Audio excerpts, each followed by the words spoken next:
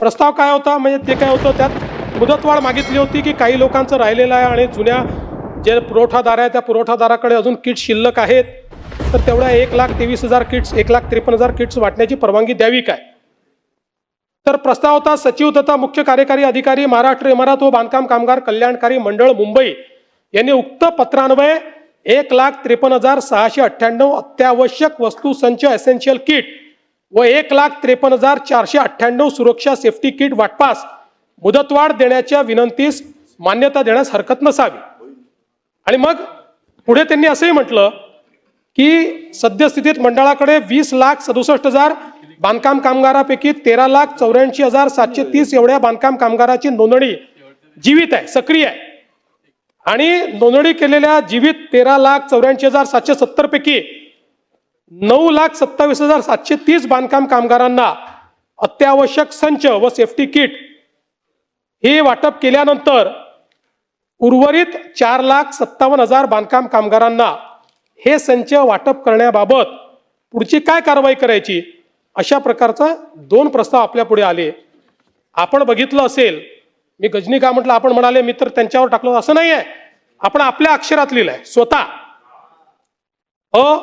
प्रस्ताव मान्य. आणि दुसरं, ब संदर्भात उर्वरित 4,53,000 बांधकाम कामगारांना सध्याच्याच कंत्राटदारामार्फत त्याच दराने दोन्ही संच पुरवण्यात यावे. आपलं अक्षर आहे. पाहिजे तर आपला आक्षेप असेल तर फॉरेन्सिकला पाठवून देतो.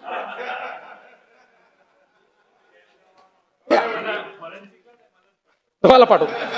नाही, मी आपल्या हितवर शंका घेत नाही. म्हणजे असं आपण बेनोव्हेलंट लोक आहोत, आपल्याला असं वाटू शकतं की 4,53,000 कामगार राहिले आहेत आणि मग पुढची प्रक्रिया करायला वर्ष जाईल, त्यामुळे देऊन टाका बाबा. पण मी आपल्याला एवढं सांगू इच्छितो की आपण जे आक्षेप माननीय आमच्या फुंडकर साहेबांवर घेतले, बिचारे नवीन मंत्री आहेत, मग त्यांच्यावर झाले की नाही खात्यावर, म्हणजे तर हे ठीक आहे.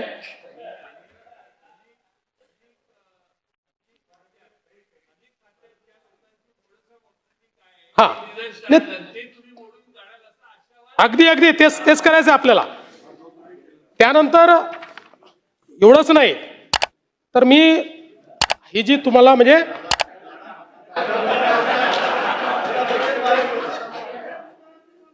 नाही, आणि तसं जयंतराव तुम्हाला सल्लागाराची आवश्यकता नाही, पण ऐका ना, पण त्यावेळी तुम्हाला कोणीतरी चुकीचा सल्लागार भेटला होता.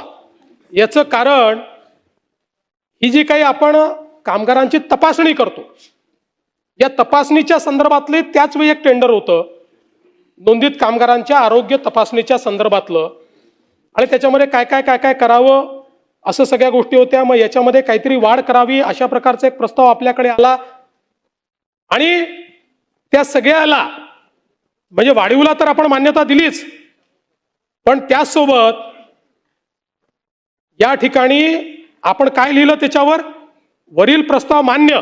सन 2000 हा 23 पर्यंतचा प्रस्ताव होता. प्रस्ताव काय होता तर टेंडर प्रमाणे 15/2/21 ते 14/2/23 या 2 वर्षामध्ये यापूर्वीच्या अटीवर, म्हणजे नवीन टेंडर काढा असं म्हटलंच नव्हतं, खरं म्हणजे नवीन टेंडर काढायला पाहिजे होतं, पण ठीक आहे 2 वर्षाकरता या पूर्वीच्या अटींवरच त्यांना देण्यात यावं. आपण काय लिहिलं त्याच्यामध्ये, वरील प्रस्ताव मान्य. सन 2023 नंतर मुदतवाढ देताना, म्हणजे आधीच ठरवलं तुम्ही मुदतवाढ द्यायची आहे, ही मुदतवाढच होती. मुदतवाढ देताना मागील काम योग्य असल्यास विभागाच्या सचिवाकडनं त्यांच्या स्तरावर मुदतवाढ देण्यात येईल.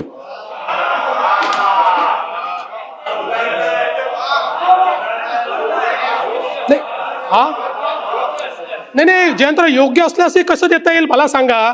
एक टेंडर संपलं तरी तुम्ही त्याला 2 वर्षाची मुदतवाढ देताय आणि त्याच्यावरही तुम्ही म्हणताय की त्याच्यानंतरही आवश्यक असेल तर मुदतवाढ द्या.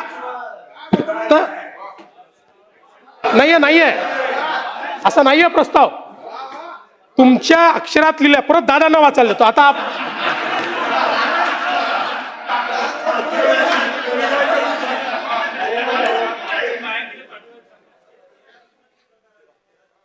परत मला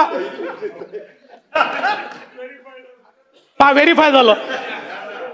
मला तुमच्या हेतूवर शंका घ्यायची नाही आहे. मी तुम्हाला सांगू इच्छितो की हे जे काही तुम्ही सांगताय, खात्यामध्ये उत्तम काम आपले मंत्री करतायत, चांगलं चाललंय. आणि आता आपण एक अजून मुद्दा उपस्थित केला की अशा अटी आणि शर्ती का टाकल्या टेंडरच्या. मी आपल्याला निदर्शनास आणून देतो की आत्ता टेंडरच्या ज्या अटी शर्ती आहे 100% CVC गाईडलाईन प्रमाणे. त्याच्यात डायल्युशन जर केलं तुम्ही म्हणताय ते, तर CVCच्या गाईडलाईनचा त्या ठिकाणी भंग होईल. आणि म्हणून CVCच्या गाईडलाईन प्रमाणे अटी व शर्ती टाकून याचं टेंडर होत आहे. आता ते टेंडर कोणाला मिळणार, काय मिळणार, याच्यामध्ये मला जायचं नाही. जो पात्र असेल त्यांनी ते टेंडर भरावं आणि ते टेंडर घ्यावं. इथे कुठेही रिगिंग याचं करण्यात येणार नाही. आणि मी त्या दिवशी तुमच्या प्रश्नाच्या उत्तरात सांगितलं की भांडे वाटप वगैरे या ज्या आपल्या अतिशय लोकप्रिय स्कीम्स आहेत याच्यामध्ये काही पारदर्शिता आणण्याची आवश्यकता आहे. आणि म्हणून या सगळ्या स्कीम्समध्ये पारदर्शिता आणायची, काही प्रमाणात अजून नवीन स्कीम्स घ्यायच्या का, कुठे DBT करायचं काय, या संदर्भात सुप्रीम कोर्टाने गाईडलाईन्स दिलेले आहेत. आपल्याला माहिती आहे की हे पैसे दुसरीकडे खर्च नाही करतायत. लाडक्या बहिणींना द्यायचे ठरवले म्हणजे त्यांच्याकडे 5-7 हजार कोटी रुपये आहेत. इकडे आपल्याला कर्ज घ्यावं लागतं, पण ते आपण लाडक्या बहिणींना देऊ शकत नाही, ते यांनाच आपल्याला द्यायचं आहे. त्यामुळे अजून काही नवीन योजना पारदर्शीपणे आणण्याची जर परवानगी मिळाली तर निश्चितपणे आम्ही त्या योजनाही या ठिकाणी आणण्याचा प्रयत्न हा निश्चितपणे करू. हे मी एक गोष्ट मात्र निश्चित आहे, बांधकाम कामगार विभागवाल्यांना जे किट भेटलेलं आहे, भांड्याची किट भेटलेली आहे, पण असं भरपूर कुटुंब आहे त्यांना किट भेटलेले नाही. तरी मुदतवाढ भेटलीच पाहिजे, कारण मुदतवाढ भेटली नाही तर भरपूर असे कुटुंब आहेत त्यांना किट मिळणार नाही आणि त्या योजनेपासून वंचित राहणार आहे. तर तुम्हाला काय वाटतं, तुम्हाला सुद्धा जर किट भेटली नसेल तुम्ही सुद्धा याला आवाज उचलला पाहिजे आणि ही किट प्रत्येकाच्या म्हणजे महाराष्ट्रातील प्रत्येक नागरिकांना ही किट भेटली पाहिजे. हे बांधकाम कामगार विभाग ज्यांच्याकडे कार्ड आहे त्यांना सर्वांनाच भेटली पाहिजे. ही फक्त किट नाही तर त्यासोबत एक पेटी, कोटी आणि भरपूर काही वस्तू मिळत आहे. पण आता त्यांनी काय केलंय की 2023ची जी वाढ होती ती आता 2026 मध्ये जी वाढ होणार होती तर ती वाढ थांबवलेली आहे आणि जेवढे पात्र असतील त्यांनाच तो लाभ दिला जाणार आहे. आता नवीन जर कोणी फॉर्म भरायचं म्हटलं तर त्यांना भरता येणार नाही. यामागचं कारण आहे की देवेंद्र फडणवीस साहेब यांनी आत्ताच तुम्ही ऐकलं असेल की 2023 नंतर याची मुदतवाढ 2 वर्षासाठी केली 2025 पर्यंत, 23 पासून 24 आणि 25 पर्यंत. पण 26 मध्ये याची मुदतवाढ होणार नाही. अपक्षकांनी विपक्षकांनी याच्यावर मुद्दा उचललेला आहे की याला मुदत वाढ द्यावी, कारण भरपूर असे कुटुंब आहेत की त्यांनी या योजनेसाठी फॉर्म भरलेला नाही किंवा त्यांना भरताना काहीतरी अडचण आली असेल तर अडचण आल्यामुळे त्यांना फॉर्म भरता आलेला नाही. पण एक गोष्ट लक्षात घ्या, असं भरपूर कुटुंब आहेत त्यांनी फॉर्म भरलेला नाही आणि त्यांना अजून किट मिळालेली नाही. त्यांना लवकरात लवकर किट मिळावी आणि त्यांना फॉर्म भरण्याची संधी द्यावी असं या सभागृहामध्ये ही उपस्थिती आहे आणि ही उपस्थितीमध्ये हे मान्य व्हावं त्यासाठी तुम्ही जास्तीत जास्त कमेंट करा. कमेंटमध्ये लिहा की बांधकाम कामगार विभाग हे पुन्हा सुरू झालं पाहिजे आणि फॉर्म भरणे पुन्हा सुरू झालं पाहिजे आणि ज्यांनी फॉर्म भरलाय त्यांना ती किट भेटली पाहिजे. तुम्ही सुद्धा कमेंटमध्ये सांगा तुम्हाला किट भेटली का नाही. भेटली असेल तर कमेंटमध्ये हो लिहा, नाही भेटली असेल नाही सुद्धा लिहू शकता. कारण बांधकाम कामगार विभागाच्या माध्यमातून हे सर्व लोकांचा हक्क आहे, सर्व कुटुंबांचा हक्क आहे की सर्वांना किट भेटावं. कारण योजना ही फक्त एका व्यक्तीसाठी नाही तर सर्वांसाठी असते. एकही व्यक्ती त्यामध्ये सुटला नाही पाहिजे. कारण योजना जेव्हा राबवली जाते तर त्या योजनेचा पूर्ण बजेट काढला जातो. म्हणजे पूर्ण महाराष्ट्रामध्ये किती लोकसंख्या आहे त्या लोकसंख्येच्या माध्यमातून बजेट काढला जातो आणि जर कोणाला लाभ भेटत नसेल तर त्या योजनेचे पैसे कुठं जातात हे अजूनही तपास लागत नाही. म्हणून तुमच्या कुटुंबामध्ये कोणी जर फॉर्म भरला असेल, एका कुटुंबामध्ये भरपूर लोक फॉर्म भरू शकता. कुटुंबामध्ये 5 व्यक्ती असतील तर 5 व्यक्ती फॉर्म भरू शकता. त्यांची वय मर्यादा वगैरे बघून ते फॉर्म भरू शकता. तुमच्या कुटुंबामध्ये जर अशी कोणी असेल कोणाचा फॉर्म भरायचा बाकी असेल, कोणाला अजून किट भेटली नसेल तर तुम्ही सुद्धा तो फॉर्म भरा, ते किट घ्या आणि किट घेऊन त्याचा फायदा घेणं गरजेचं आहे. कारण योजना ही तुमच्यासाठी आमच्यासाठी सर्वांसाठी असते आणि याचा लाभ सर्वांनी घेतलाच पाहिजे. योजनेचा लाभ, सरकारी जी पण योजना असते सर्व सर्व योजनेचा लाभ घेतला पाहिजे.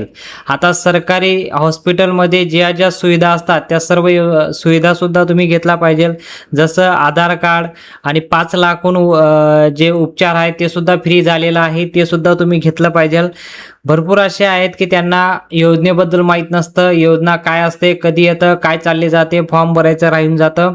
म्हणून तुम्हाला लवकरात लवकर अपडेट भेटावं, सर्व योजनेची माहिती तुम्हाला भेटावं, त्यासाठी आपण हे चॅनल, आपला हा चॅनल आहे आणि या चॅनलवर मी अशाच प्रकारे व्हिडिओ टाकत असतो. कुठलीही योजना आली त्या योजनेबद्दल व्हिडिओ टाकतो. नवीन अपडेट आली, लाडकी बहीण योजनेचं आले, नमो शेतकरी योजनेचं आले, गॅस सिलेंडरबद्दल अपडेट आले, कुठल्याही योजनेची नवीन योजना सुरू झाली त्या योजनेबद्दल सर्व योजनेची माहिती आपण व्हिडिओच्या माध्यमातून तुमच्यापर्यंत पोहोचवण्याचा प्रयत्न करतो. फक्त तुमचं एकच काम आहे की तुम्ही चॅनलला सबस्क्राईब करून घ्या आणि चॅनलला सबस्क्राईब करून बेल आयकॉनला ऑलला सिलेक्ट करा आणि प्रत्येक व्हिडिओला लाईक करत जा, जेणेकरून जो पण नवीन अपडेट मी व्हिडिओ टाकेल तो तुमच्यापर्यंत लवकरात लवकर पोहोचेल आणि लवकरात लवकर पोहोचला पाहिजे त्यासाठी तुम्ही व्हिडिओला लाईक करा आणि चॅनलला सबस्क्राईब करून घ्या. जास्तीत जास्त कुटुंबांपर्यंत ही माहिती शेअर करा, जेणेकरून सर्वांना ही माहिती पोहोचली पाहिजे.